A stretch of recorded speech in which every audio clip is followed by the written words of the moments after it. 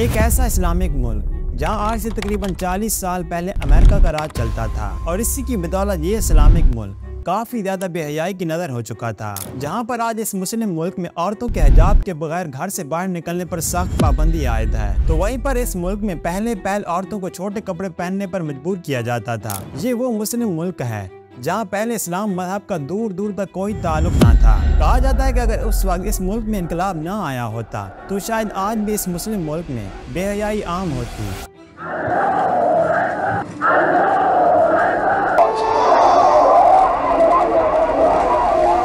हम बात करने जा रहे हैं एक पावरफुल मुस्लिम मुल्क ईरान की। ईरान इनकलाब से पहले कैसा हुआ करता था, इस मुल्क में बेहयाई किस कदर आम थी और आज इनकलाब के बाद ये मुल्क कैसा बन चुका है। इस मुल्क में इनकलाब लाने वाला बहादुर और जुर्रतमंद शख्स कौन था जिसने बेहयाई को मिटाकर लोगों को दीन इस्लाम के सूलों के मुताबिक जिंदगी गुजारने का हुक्म दिया। ये सब कुछ आप जानेंगे आज की इस वीडियो में।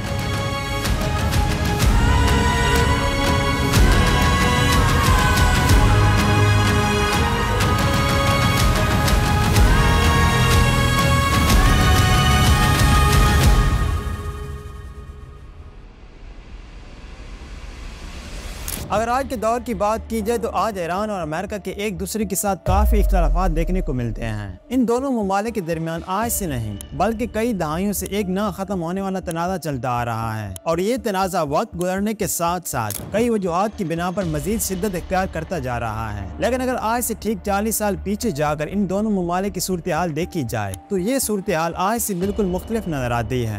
जहाँ आज ईरान और अमेरिका एक दूसरे के जानी दुश्मन बने बैठे हैं, तो वहीं पर आज से 40 साल पहले यही दोनों ममालिक एक दूसरे के करीबी दोस्त होने की हैसियत रखते थे। उस वक्त मशरिक़ वस्ता में ईरान को अमेरिका की जानिब से काफी मदद फराहम की जाती थी, लेकिन आज अमेरिका ईरान का दुश्मन बनकर यही मदद इसराइल को फराहम करता दिखाई देता है। ये बात है उस वक्त की जब ईरान एक जमहूरी मुल्क होने की हैसियत नहीं रखता था। उस वक्त ईरान मुल्क पर एक रज़ा शाह पहलवी नामी बादशाह हुकूमत किया करता था। ये एक निहायत अयाश कुन इंसान था जिसे हकीकत में उस वक्त अमेरिका की मदद से ईरान पर हुकूमत करने के लिए तख्त नशीन करवाया गया था। आपको जानकर काफी हैरत होगी कि उस वक्त ईरान का इस्लाम मजहब से दूर दूर तक कोई ताल्लुक नहीं था। ये वो दौर था जब ईरान में बेहयाई अरूज पर पहुंच चुकी थी। जैसे आज हमें मगरबी ममालिक में मर्दों और औरतों की भी बेहयाई दिखाई देती है, वैसी ही बेहयाई उस वक्त ईरान में भी दिखाई देती थी। आज ईरान में खवातीन को हिजाब के बगैर घर से बाहर निकलने पर सख्त पाबंदी आयद है, मगर 40 साल पहले ईरान में औरतों के हिजाब पहनने पर पाबंदी आयद की गई थी।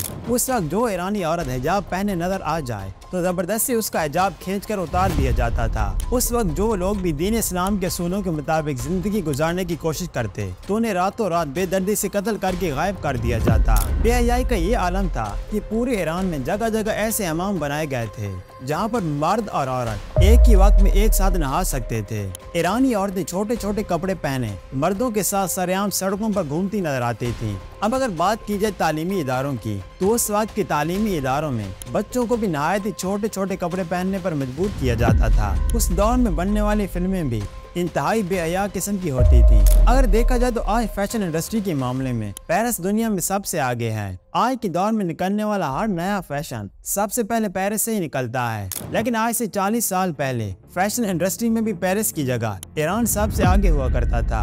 इनकलाब आने से पहले ईरान का शहर तेहरान ही फैशन इंडस्ट्री का हब हुआ करता था। उस वक्त खास तौर पर औरतों के लिए नहायत ही छोटे छोटे कपड़े बतौर फैशन के तौर पर मुतारफ करवाए जाते और खवातीन वो मुख्तसर लिबास पहने सड़कों पर घूमा करती थी। ये वो जमाना था जब अमेरिका ईरान को सियासी, फौजी, माली और हर तरह की इमदादी सहूलियात से नवाजा करता था, जबकि बदले में अमेरिका ईरान से न सिर्फ तेल हासिल करता बल्कि उसकी मईशत पर भी अमेरिका ने अपना पूरा कंट्रोल हासिल कर रखा था। पूरे ईरान में जगह जगह अमेरिकी कंपनियां बनी दिखाई देती थी, यहाँ तक कि उस वक्त अमेरिका की खुफिया एजेंसी CIA का मरकजी दफ्तर भी ईरान के शहर तेहरान में ही हुआ करता था। वो अमेरिका ही था जिसके दम पर उस वक्त के अयाश कुन हुक्मरान रज़ा शाह पहलवी ने शान शौकत के साथ अपने इक़्तिदार का वक्त पूरा किया। रज़ा शाह पहलवी ने अमेरिका के दबाव में आकर इसराइल का भी भरपूर साथ दिया। इस अयाश कुन हुक्मरान ने उस वक्त न सिर्फ यहूदियों के लिए सहूलियात पैदा की बल्कि उन्हें अपने मुल्क में पनाह देने में भी एक अहम किरदार अदा किया। वो रज़ा शाह पहलवी ही था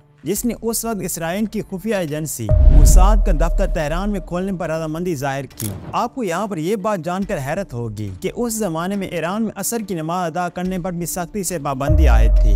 इन्हीं सब वजूहात की बिना पर उस वक्त कई अरब ममालिक ईरान के साथ इख्तलाफात रखते थे, जबकि कई मुस्लिम ममालिक तो ईरान को जवाल की सूरत में भी देखते थे, क्योंकि उस दौर में ईरान में करप्शन, बेहयाई, गुर्बत और नाइंसाफी अपने अरूज पर पहुंच चुकी थी। साल 1964 वो जमाना था जब एक बहादुर और जुर्रतमंद शख्स ने अपनी की गई एक तकरीर से पूरे ईरान की दीवारों को हिलाकर रख दिया। तेहरान के इस मजहबी बहादुर शख्स का नाम रूहुल्लाह खमीनी था। इनकी मंजर आम पर आने के बाद ईरान के हुक्मरान ने अपने लिए एक बड़ा खतरा महसूस किया, जिसके बायस रूहुल्लाह खमीनी को 7 दिन के अंदर अंदर ईरान से बाहर निकाल दिया गया। इमाम रूहुल्लाह खमीनी कुछ अरसा तुर्की रहे और फिर कुछ अरसा इराक में रहने के बाद वो फ्रांस के शहर पेरिस के एक छोटे से गांव जिसका नाम नोफुल शातो था में रिहाइश इख्तियार करने लगे। दरअसल यही वो जगह थी जहां से इमाम खमीनी ने ईरान में इनकलाब की एक तहरीक का आगाज किया। आहिस्ता आहिस्ता करके इमाम खमीनी की तहरीक इस कदर मजबूत होने लगी कि देखते ही देखते ईरान के काफी सारे लोग उनकी इस तहरीक में उनका साथ देने लगे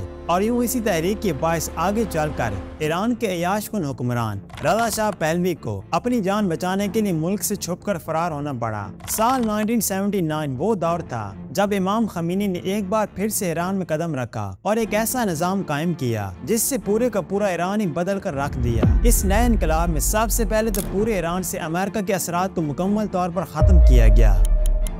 ईरान में जहाँ कहीं भी कोई अमेरिकी नजर आता तो उसे फौरन मुल्क से निकाल दिया जाता। इसके अलावा ईरान में मौजूद अमेरिका के तमाम तर सफारत खानों को भी नजर आतिश कर दिया गया। इसके बाद औरतों के हिजाब के बगैर बाहर निकलने पर सख्त पाबंदी आयद कर दी गई और औरतों के छोटे कपड़े पहनने पर भी पाबंदी लगा दी गई। पूरे ईरान से शराब खाने खत्म कर दिए गए और मर्दों को गैर महरम औरतों से मिलने से खबरदार कर दिया गया। दूसरी तरफ ईरान का बादशाह रज़ा शाह पहलवी, जिसने मुल्क को तबाह करने में कोई कसर ना छोड़ी थी, वो ईरान से निकलने के बाद कई ममालिक में दर बदर की ठोकरें खाने पर मजबूर हो गया, लेकिन किसी ने भी उसे मुस्तकिल तौर पर पनाह न दी। आखिरकार कुछ अरसे बाद दौलत के नशे में चूर ये अयाशकुन बादशाह कैंसर की बीमारी में मुब्तला होने के बायस मिस्र के एक अस्पताल में इस दुनिया से चल बसा। वक्त इसी तरह गुजरता चला गया और फिर साल 1989 में इमाम खमीनी भी इस दुनिया से रुखसत हो गए, जिसके बाद ईरान का इक़्तिदार आयतुल्लाह खमीनी के सुपुर्द कर दिया गया। इनकलाब के बाद ईरान और अमेरिका के ताल्लुकात कभी दोस्ताना न रहे, बल्कि आए दिन इन दोनों ममालिक के बीच किसी न किसी बात पर इख्तिलाफ चलता ही रहता है। अमेरिका आए दिन ईरान पर कोई न कोई पाबंदी भी लगाता रहता है, जबकि ईरान की जानिब से भी अमेरिका के खिलाफ कोई न कोई बयान सुनने को मिलता ही रहता है। यही वजह है कि उस वक्त से लेकर आज तक कभी भी अमेरिका और ईरान